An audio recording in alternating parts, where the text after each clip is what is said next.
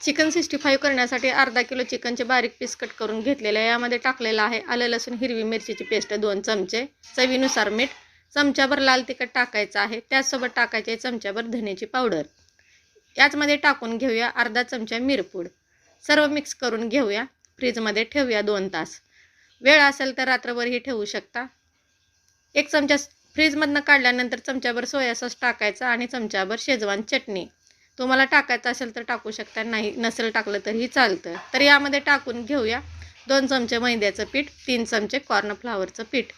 सर्व पीठ छानपैकी चिकनला लावून घ्यायचं, सर्व मिक्स करून घ्यायचं। मिक्स झालं की बाजूला तेल गरम करायला ठेवायचं, लगेच तळायचं।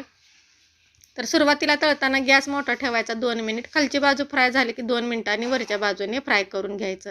तर तुम्ही बघू शकता इथं किती मस्त असं आपण चिकन 65 तयार केलेले आहेत। बनवून बघा। धन्यवाद।